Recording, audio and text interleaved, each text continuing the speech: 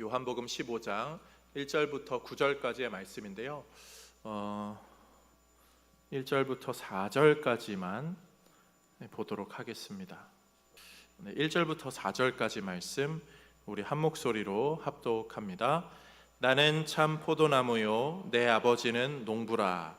무릇 내게 붙어 있어 열매를 맺지 아니하는 가지는 아버지께서 그것을 제거해 버리시고 무릇 열매를 맺는 가지는 더 열매를 맺게 하려 하여 그것을 깨끗하게 하시느니라. 너희는 내가 일러준 말로 이미 깨끗하여 졌으니 내 안에 거하라. 나도 너희 안에 거하리라. 가지가 포도나무에 붙어 있지 아니하면 스스로 열매를 맺을 수 없음 같이 너희도 내 안에 있지 아니하면 그러하리라. 아멘. 이 말씀 가지고 죽은 나무로 산 나무 만들기라는 제목으로 하나님 말씀 전합니다. 좀 더워졌어요. 날이 좀 더워져서 목사로서 고민이 많습니다. 좀 교회 예배당이 또 시원하게 되는 것도 하나의 고민거리예요. 그래서 아까 위에도 여쭤보고요, 본 것이고요. 요즘은 요 냉방기 놓으면서 요 아래층이 조금 더 시원한 것 같아요. 그래서 더우신 분들은 아래층으로 내려오시면 바람이 좀 잘 부는 자리가 있습니다. 이 가운데 자리가 근데 바람이 좀 더 잘 부는 것 같아요. 그래서 추우신 분들은 좀 이렇게 사이드로 가시기도 하고 그러는데 참고하시면 될 것 같습니다. 교역자들이 모일 때마다 이번 여름에 저희의 그 대화의 주제는요, 교캉스입니다. 교캉스. 호캉스라고 하잖아요. 그래서 호캉스, 호텔에서 이렇게 여름 휴가 보내시는 분들이 있는데 이 무더위를 우리 성도님들이 교회에서 좀 시원하게 보낼 수 있는 방법이 없을까? 이런저런 우리가 뭔가 사역적으로 좀 도와드릴 수 있거나 제공할 수 있는 게 없을까? 이런저런 고민들을 합니다. 그러면서 아이디어 중에는 교회에 이렇게 발을 씻어주자. 교역자들이 이게 누구를 그런 아이디어는 뭐 다 사라졌지만 일단 교캉스라고 해서 심지어 그런 것도 나왔어요. 무더운 날 요즘 그 열대야 막 심해지면 성도님들이 그냥 이불 하나씩 갖고 와서 교회에 좀 에어컨 쫙 틀어놓고 시원하게 해서 좀 이렇게 구석구석에서 이렇게 좀 주무시고 그러면 좀 어떨까? 차라리 좀 저는 그게 좀 현실성 있는 것 같아요. 그래서 너무 더우신 분들은 교회 오셔서 목사님 오늘은 교회에서 자야겠어요. 그러면 저는 더 기뻐할 것 같아요. 왠지 교회가 또 교회로서의 역할을 잘 하는 것 같아서요. 또 날이 너무 더우니까 우리 성도님들 저희 교역자들 의견 중에 하나가 있어요. 냉면을 한번 해드리자. 육수를 사와서 면을 밑에서 우리가 다 삶아서 그 뷔페집 가면 모밀 냉면 이렇게 다 이렇게 말아놓잖아요. 우리가 이렇게 한 100몇십 개 말아놓으면 되지 않느냐 했다가 교역자들의 표정이 살짝 굳어져서 아무튼 근데 뭐 여러 가지 계획하고 있습니다. 문화데이라고 해서 막 좀 이렇게 시원하게 뭐 이렇게 좀 몇 개 좀 보면서 주일날 낮에 한나절에 이렇게 좀 보낼 수 있지는 않을까 고민을 합니다. 그 중에 하나가 또 수요일날 우리 오는 분들 냉면 한 그릇씩 드시면 좋겠다 해서 수요 예배 오시는 분들은 아실 거예요. 가끔 교회에서 해 먹기도 하고 나가서 사 먹기도 합니다. 이번 주는요 냉면을 먹었어요. 그 더운 날 막 냉면집이 몇 군데 있는데 또 저희가 섬기고 싶은 마음도 있었는데 한 성도님께서 한 지체분께서 섬겨주셔가지고 또 저희가 시원하게 먹고 또 여름철에 그럼 저희가 한번 해야겠다 막 이런저런 마음이 들더라고요. 냉면을 많이 먹죠. 요즘 점점 줄이 길어져서 일찍 가고 있습니다.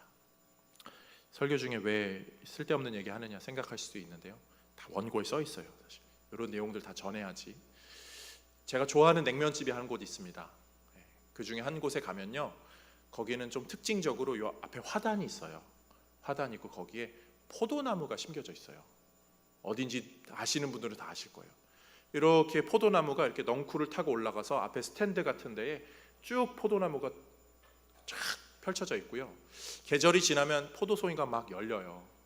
왠지 더 성경적인 집 같아서 저는 그 집을 선호하긴 합니다. 열매가 막 청포도가 열리면 맛있겠다. 저거 또 따서 누구 주나? 이렇게 저는 한 번도 먹어보지 못했지만 왠지 그냥 정감이 갑니다. 우리가 포도나무에 정이 가요. 사실 기독교인들은 왜 그러죠? 성경에 포도나무 얘기가 좀 나오죠. 제법 나오죠. 오늘 본문도 예수님이 나는 참 포도나무요 너희는 가지다 라고 하셔요. 왜 예수님이 포도나무를 하필 포도나무로 가실까? 나는 무화과 나무고 너희는 가지다. 나는 올리브 나무고 너희는 가지다. 왜 이렇게 안 하셨을까? 이런 생각이 좀 드는데요. 쓸데없는 고민이었는지 아무 주석학자도 이런 거를 연구하진 않으셨더라고요.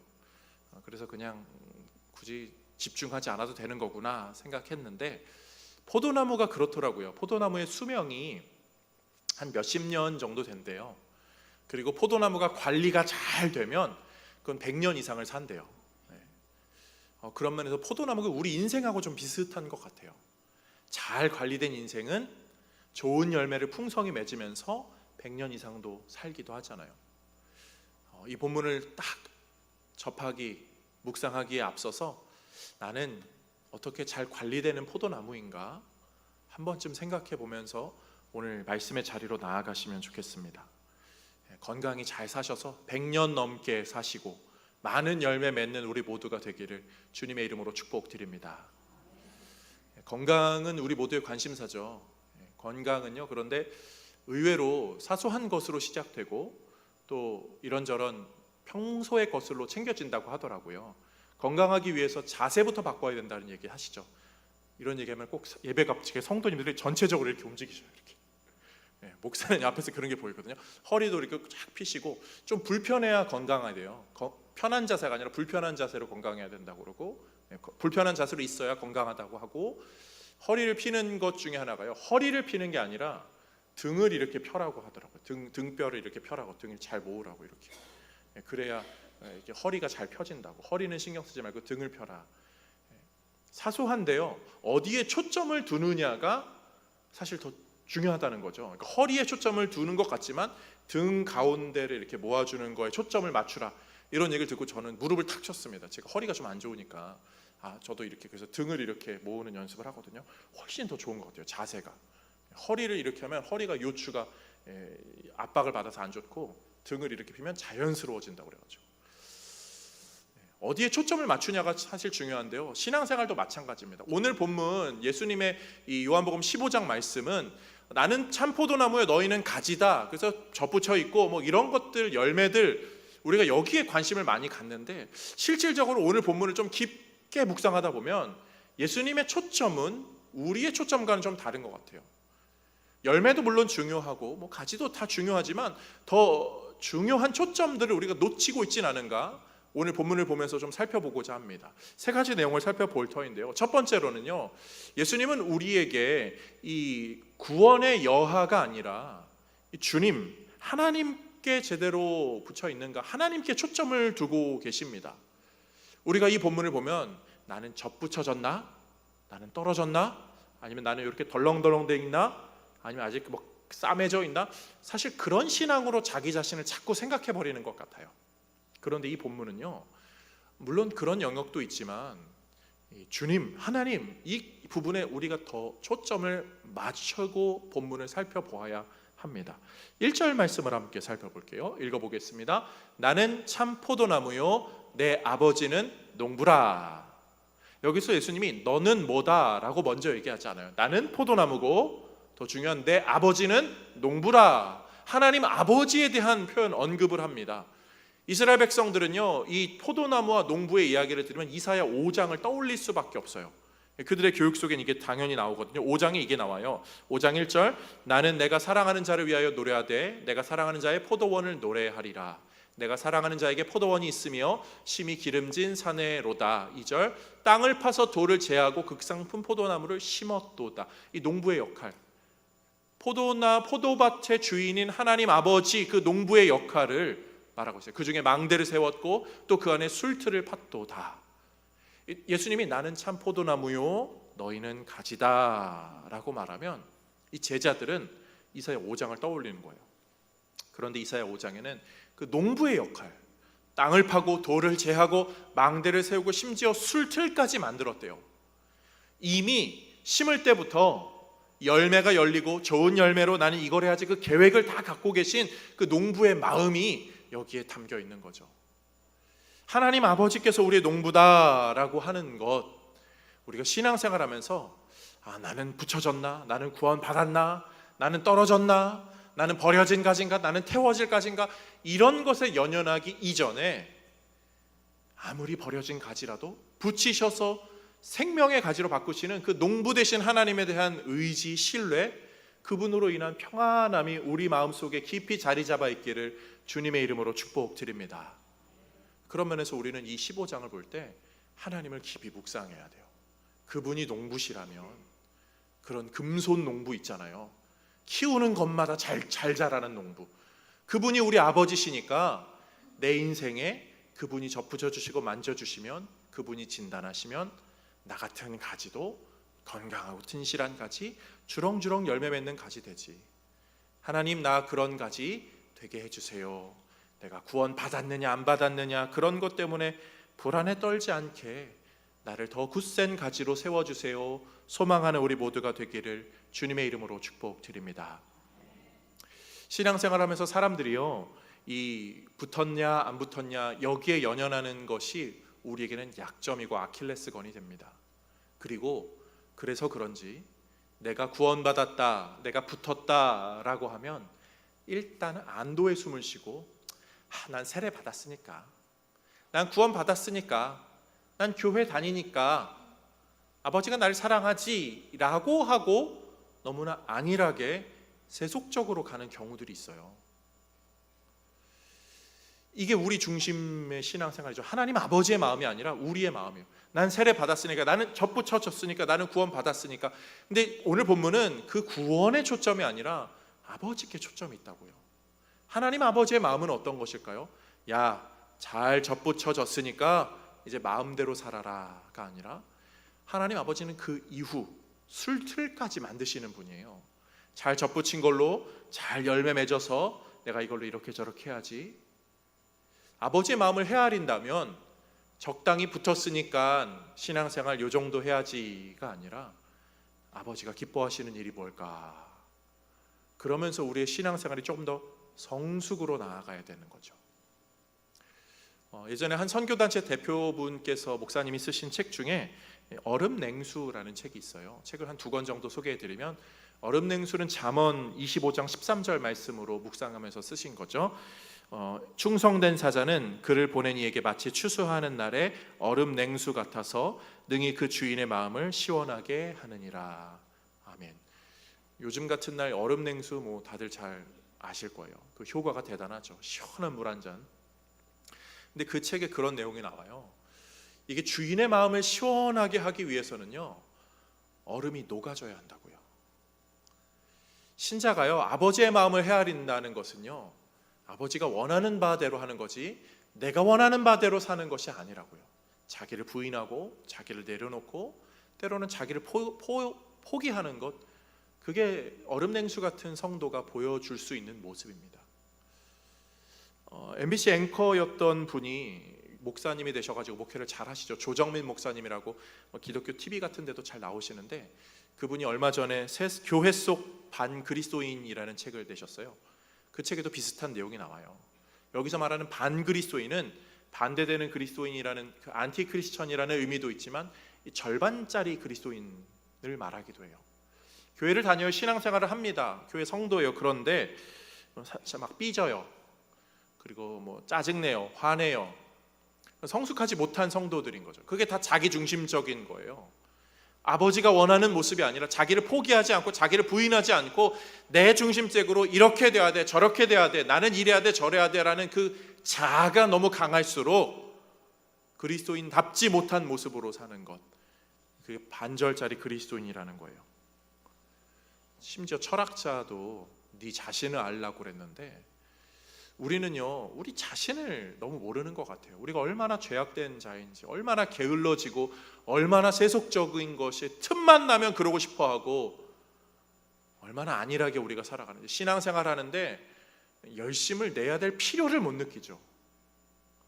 우리 자신을 너무 몰라요. 하나님 아버지를 모를 뿐더러 우리 자신을 너무 모르고, 우리가 얼마나 간악한 존재인지 금방 우리는 변질되는 존재잖아요. 그런 면에서 오늘 본문을 보면서 내가 구원 받았나 안 받았나 이 정도는 그냥 우리는 고민하지 맙시다. 오히려 우리를 붙이시는 그 아버지를 신뢰하시면서 하나님이 나를 붙여주시는데 나는 주인의 마음을 기쁘게 하는 열매를 맺고 있나? 하나님 아버지의 마음을 헤아리나? 이 정도의 깊은 고민이 우리 안에 있기를 주님의 이름으로 축복드립니다. 두 번째로요, 오늘 본문에서 예수님은 우리에게 열매보다 연합에 더 초점을 맞추라고 말씀하십니다. 외적인 열매를 맺는 것이 굉장히 중요해 보이지만 주님은 실제적으로 연합하라는 이야기를 하고 계셔요. 오늘 본문은 이 연합에 관련된 거죠. 사실 열매가 우리에게는 굉장히 많이 매력적입니다. 사실 사람은 열매의 영향을 받아요. 그래서 우리가 흔히 하는 착각 중에 하나가 내가 뿌리인 줄 알아요. 우리는 그냥 그 죽은 나무 토막 그 이상도 그 이하도 아닙니다. 역할적으로 봤을 때 우리는 이파리도 아니에요. 햇빛을 받아서 무슨 광합성을 하고 에너지를 만들어내는 그런 존재도 아니고 그냥 우리는 그냥 통로 역할 정도예요. 근데 우리가 뿌리라고 스스로 착각해서 내가 영양분을 끌어서 내가 자라게 해서 내가 열매를 맺게 해서 이건 내가 이룬 거야 라고 하는 공로주의, 이게 스스로 뿌리라고 하는 착각이죠. 우리는 가지라니까요. 가지. 내가 영양분을 공급받는 이파리야, 이것도 아니에요. 우린 그냥 죽은 가지예요. 그런데 주님이 우리를 붙여주셔서 우리가 사용되고 있다는 거죠. 오늘 본문에서 우리는 열매가 아니라 연합에 더 관심을 가져야 돼요. 우리는 이 열매가 사실 너무나 매력적이어서 열매로 사람들을 평가하고 뭐 신앙이 좋네 나쁘네 내가 신앙생활을 열심히 했네 덜 했네 이런 이야기를 하지만 예수님은 그 얘기를 안 하시거든요. 오늘 본문에서 나는 참 포도나무고 너희는 가지다. 너희가 내 안에 있으면 열매를 많이 맺나니, 열매는 뭐냐 하면 사랑과 희락과 화평과 오래 참음 자비 양성 충성 온유 절제, 그 9가지에다가 성경을 하루에 50장씩 읽고 전도를 일주일에 3명씩 하면서 길거리를 지나가면서 예수 믿으세요라고 크게 외치는 시간이 30분씩 있는 사람, 그게 진짜 열매야. 너희들은 그런 열매를 맺어야 돼. 그거 아니면 다 가짜야 라고 예수님은 이야기하지 않으시죠. 오히려 예수님은 열매를 설명 안 하세요. 이 중요한 십자가를 앞둔 이 상황에서 열매에 대한 이야기는 안 하시고요, 오히려 연합에 대한 이야기를 하시죠. 4절에서 5절까지 말씀 함께 보겠습니다. 내 안에 거하라, 나도 너희 안에 거하리라. 가지가 포도나무에 붙어 있지 아니하면 스스로 열매를 맺을 수 없음 같이 너희도 내 안에 있지 아니하면 그러하리라. 나는 포도나무여 너희는 가지라. 그가 내 안에, 내가 그 안에 거하면 사람이 열매를 많이 맺나니 나를 떠나서는 너희가 아무것도 할 수 없음이라. 아멘. 예수님은 열매의 비결을 다른 거 이야기하지 않으세요. 연합하는 것, 붙어있는 것, 함께하는 것, 내 안에 거하는 것, 그러면 자연스럽게 그냥 열매는 알아서 맺혀지게 되니 열매가 아니라 연합에 신경 쓰라고요. 사랑하는 성도님들, 신앙생활하면요 상대적인 거 아니에요. 상대적인 거에 시험 들지 마세요. 하나님, 왜 우리 가정은 저 가정보다 열매가 작나요? 왜 저 가정의 자녀들은 저렇게 잘 되는데 왜 우리 가정은 이렇게 어렵나요? 왜 우리 자녀는 힘드나요? 이 상대적인 것에 우리는 시험 들어요. 신앙생활은 주관적인 겁니다. 주님과 나와의 연합된 교제, 그게 있으면 열매로 자연스럽게 충만해집니다. 그리고 객관적인 무슨 지표가 있는 것도 아니에요. 아까 말한 뭐 성경을 몇 장 읽고 찬양을 몇 장 하고 전도를 몇 명 하고 그래야지만 좋은 열매인 것처럼 착각하시면 안 돼요. 죄송스러운 말이지만 그것 추구하는 게 오히려 율법적인 게 될 수 있어요. 성경을 읽지 말자는 거 아닙니다. 기도를 하지 말자는 것 아닙니다. 그거는 자기의 상황에 맞춰서 하셔야 돼요. 어떤 분들은요, 성경을 오래 읽으시고 또 그게 익숙하신 분들, 그리고 그런 시간을 내실 수 있는 분들은 하루에 수십 장씩 성경을 읽고 기도하는 시간을 확보하시고 이미 그런 삶을 사세요. 그런데요, 우리 중에는 그렇지 못한 분들도 많이 계시죠. 이 하루 종일 고된 일에 시달리느라, 이 세상을 살아야 되니까 고된 일에 시달리느라 너무 힘들어서 엉덩이만 된다 하면은 그냥 눈이 이렇게 감기는데 어떻게 수십 장을 읽습니까? 그렇지만 그런 분들에게 저는 그냥 부탁드려요. 성경을 읽지 마시오가 아니라 그냥 한 장, 한 절이라도 깊이 주님을 떠올리면서 묵상하시면서 읽으세요. 그러면 그게 연합이고 주님과 깊은 교제죠. 많이 읽었다고 몇 독했다고 자랑하는 것보다 매일 조금씩이라도 주님과 그렇게 교제하시며 그냥 출퇴근길에 짤막하게라도 간절히 기도하시고 말씀 조금이라도 더 듣고 그냥 남들 이렇게 식사시간, 점심시간 이럴 때 찬양 한두 곡 정도 더 들으시면서 주님을 떠올리신다면 그거야말로 열매로 이어지는 귀한 성도가 되실 수 있는 줄로 믿습니다. 열매가 없어도 괜찮아요. 주님과의 교제만 있으면 열매는 훗날 따라오게 됩니다. 그리고 열매가 없는 그 시간들도요, 주님과의 교제가 있으면 너무 귀한 시간들이에요. 약간 예화가 적절하지 않을 수 있지만, 적절한데 익숙하진 않을 수 있지만, 미국의 NBA 농구 선수 중에 이런 이야기가 있어요. 야니스 아데토쿤보라는 선수가 있거든요. 이분이 그리스 선수인데 나이지리아 이민자예요. 불법 체류로 자랐는데 농구를 잘해가지고 미국의 NBA 선수가 됐습니다. 미국엔 NBA 선수만 돼도 막 연봉이 어마어마하죠. 인생이 막 확 피는 거예요. 그런데 이 선수가 농구를 정말 잘해서 우승까지, MVP까지 받은 선수입니다. 영화로도 만들어졌어요. 라이즈라는 영화인데 여름철에 영화 뭐 볼까? 영화 가족끼리 하나 볼까? 요즘은 그런 게 뭐 집에서 볼 수 있으니까 하면 라이즈 한번 검색해서 보시면 그래도 좀 나름 재밌고 그렇습니다. 그런데 이 선수가 우승을 하고 얼마 또 지나고 나서 우승을 매년 하는 건 아니니까 우승을 못한, 그 해는 그 플레이오프, 그 상위 리그에 진출을 못한 적이 있어요. 그때 한 기자가 인터뷰를 합니다. 아데토쿤보 선수요, 당신은 올해에 실패했다고 봅니까? 당신 올해 실패한 것 같아요? 라고 하니까 그 선수가 아주 좋은 이야기를 하더라고요. 기자에게 도리어 묻는 거죠. 기자님, 당신 회사에서 매해 승진합니까? 매해 승진하는 사람 없잖아요. 그러면 승진 못한 해는 실패한 해입니까? 아니죠. 그 해도 다 의미가 있는 거죠. 그 발판이 되는 거잖아요. 마이클 조던도 15년 농구 선수 생활하면서 6번 우승했는데 9년은 그러면 실패한 겁니까? 저는 굉장히 기독교적 철학이 잘 담겨진 대답 같더라고요. 하나님이 우리를 보실 때요, 열매로 우리를 막 이렇게 하지 않습니다. 우리가 생각하는 열매, 하나님이 생각하는 열매는 좀 달라요.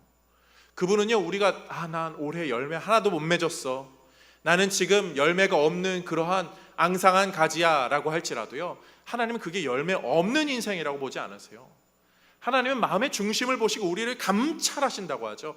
감찰은요, 내가 어렵고 힘들고 좌절되고 낙심할 때 골방에 들어가서 눈물 흘리고 기도하는 그 순간에도 주님은 보고 계신다는 거고, 사람들이 다 나를 힘들게 하고 괴로워서 한숨만이 내 입에서 나오고 기도조차 나오지 않을 때 주님 어떡하죠? 라고 하는 그 순간도, 아무런 열매가 없는 것 같은 그 순간도 주님은 보고 계신다는 게 주님이 감찰하신다고 하고, 그게 우리의 가장 주님이 기뻐하시는 열매의 순간이에요. 저는 우리 성도님들이 이 사실을 꼭 기억하시면 좋겠습니다. 기독교는요, 눈에 보이는 열매로 자랑하는 종교가 아니에요. 우리가 열매에 대한 잘못된 착각들을 좀 내려놓을 필요가 있습니다. 다다음 주가 되면 7월 첫째 주거든요. 7월 첫째 주는 교회력으로 맥추절입니다. 맥추감사절인데, 맥추절은요, 첫 열매에 대한 감사예요. 근데 이게 뭐 보리맥자를 쓰긴 하지만 엄밀히 말하면 보리수확은 아니고 그렇긴 하지만 이 첫 열매라 해서 우리의 농사의 첫 열매만 떠올리는 것이 아니라 우리 장로교는요, 이 상징적인 의미를 훨씬 더 중요하게 하죠. 우리에게는 부활의 첫 열매 예수 그리스도를 떠올리게 하는 매개체가 되는 거죠. 예수님의 그 부활의 열매는요, 십자가의 죽음으로 맺어진 열매입니다. 십자가의 죽음은 본인이 썩어지고 죽어지고 아무런 열매가 없는 것 같은데 거기서 맺어지는 열매, 우리의 삶이 지금은 아무런 열매로 맺어지지 못하는 것 같을지라도 그 삶이 하나님의 영광으로 맺어지는 열매, 그렇게 이어지는 그 열매에 대한 연합, 예수님은 오늘 본문을 통해 그것을 가르치시는 거예요. 너가 열매를 판단하거나 평가하거나 열매가 있다 없다 좌절하거나 낙심하지 말고 나랑 잘 붙어 있으면, 나랑 잘 교제하고 있으면 너의 삶 자체가 곧 열매야. 너의 삶 자체가 나에게는 너무나 풍성한 열매야. 그 순간이 너에게는 중요한 순간으로 인식되었으면 좋겠다. 오늘 주님이 우리에게 말씀하시는 이 주님의 좀 메시지에 마음을 담을 수 있는 우리 모든 성도님들 되시기를 주님의 이름으로 축복드립니다. 그 마음으로 저는 중간에 찬양 한 소절 좀 부르고 싶어요. 날마다 숨쉬는 순간마다 우리 다 잘 아시죠? 우리 그 마음으로 사는 거죠. 열매 없어도, 지금 어려워도 우리 주님 의지합니다. 함께 고백해 볼까요?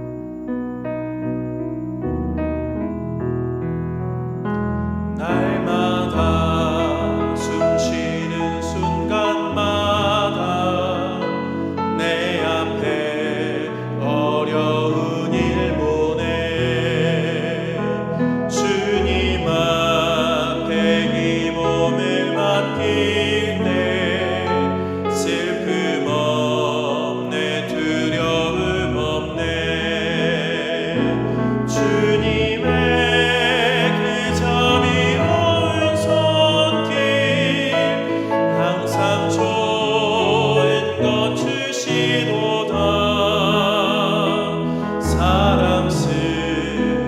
아픔과 기쁨을 수고와 평화와 4절 찬양할게요. 인생의 어려운 순간만 주님 약속 생각해 보네. 내 맘속에 믿음 잃지 않고 말씀 속에 위로를 얻네. 주님의 도우심 바라보며 모든 어려움이 기도다. 흘러가는 순간순간마다 주님 약속 새겨봅니다. 흘러가는 순간마다 주님 약속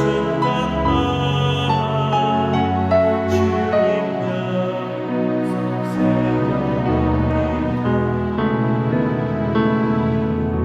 아멘. 매일의 삶 속에서 열매가 없을지라도 주님을 더 떠올리며 살아가는 신실한 성도님들 다 되시기를 주님의 이름으로 축복드립니다. 마지막 세 번째로요, 오늘 본문을 통해서 예수님은 우리에게 현재에 덧없는 걱정, 현재보다 미래에 더 초점을 맞추라고 알려주십니다.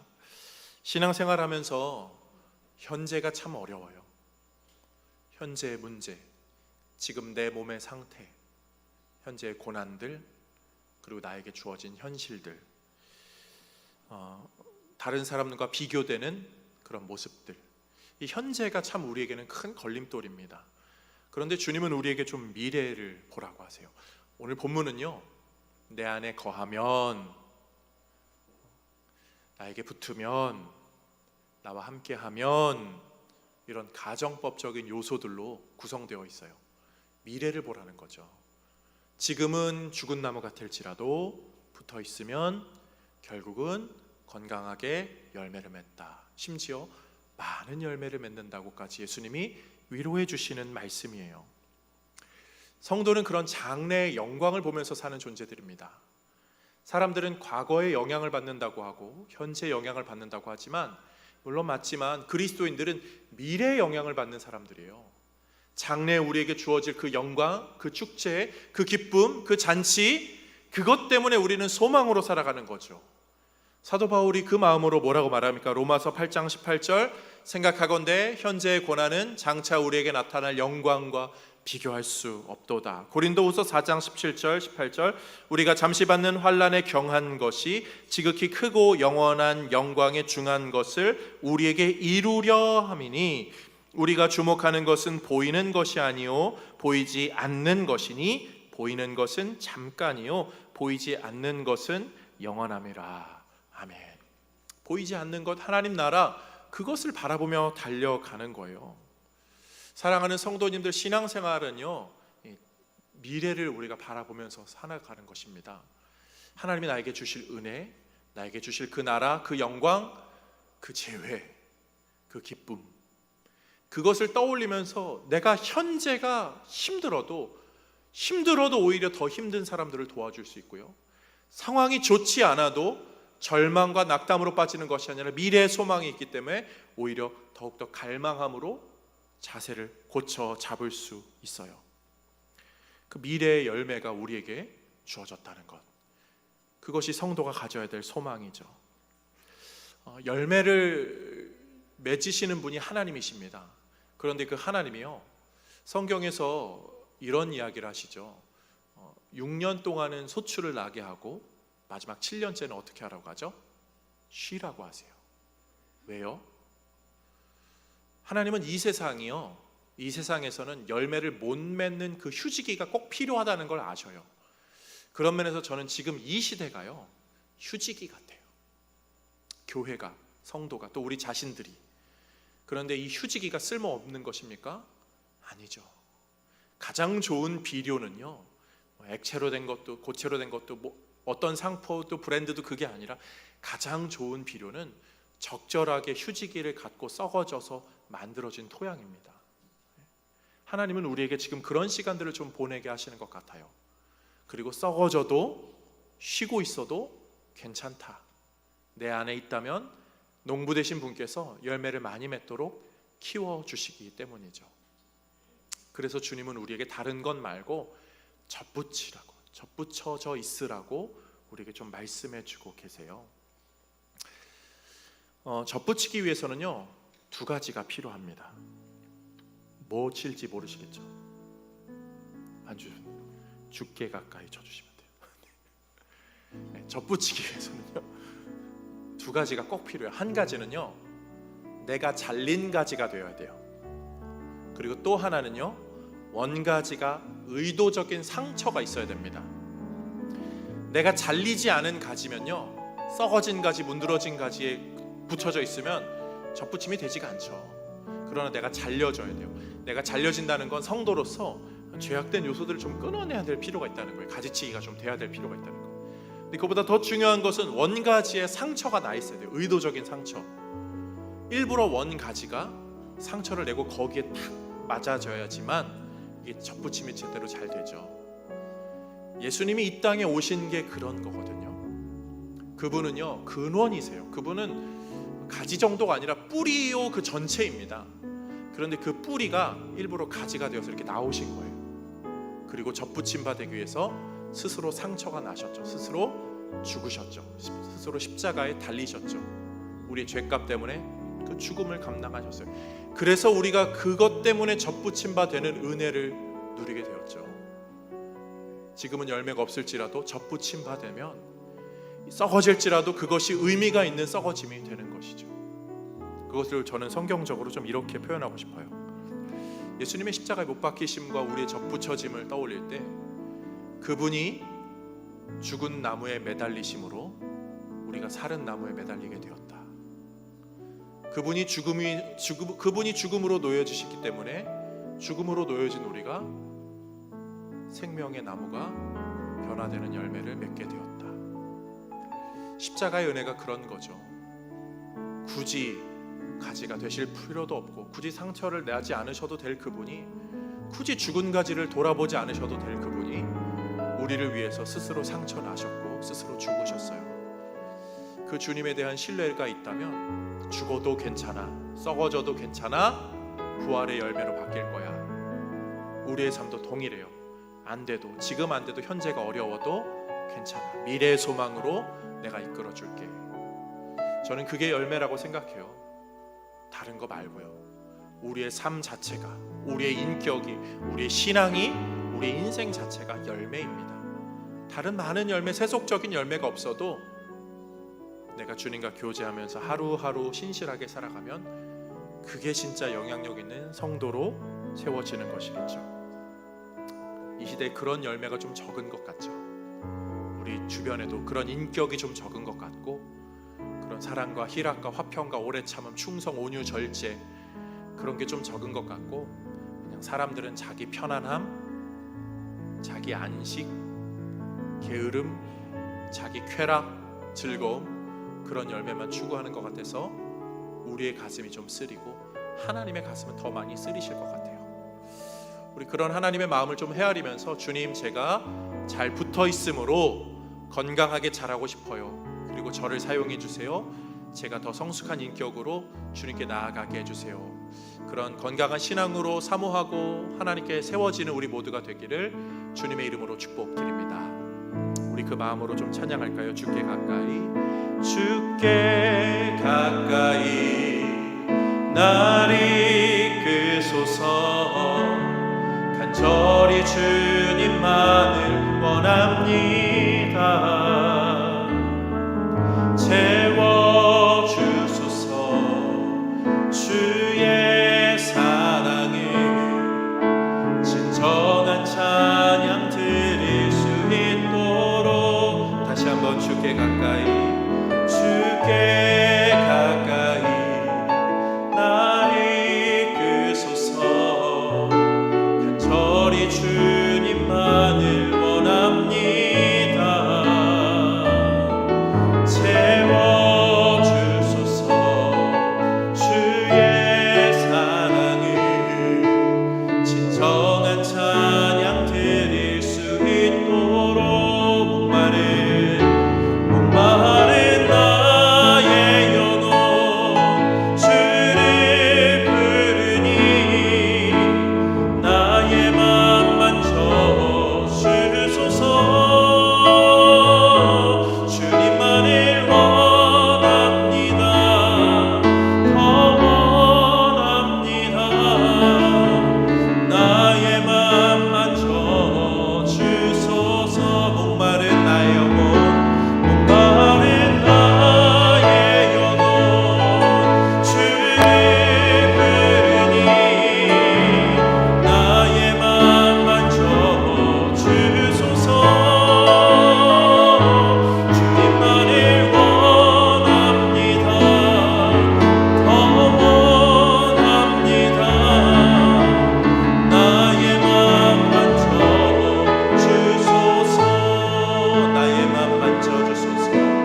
나의 맘 만져주소서. 나의 맘 만져주소서. 나의 맘 만져주소서. 이 시간 우리 신실하게 주님께 기도하며 나아가십시다. 우리 시대에 우리를 열매 맺지 못하게 하는 수많은 방해 요소들이 있습니다.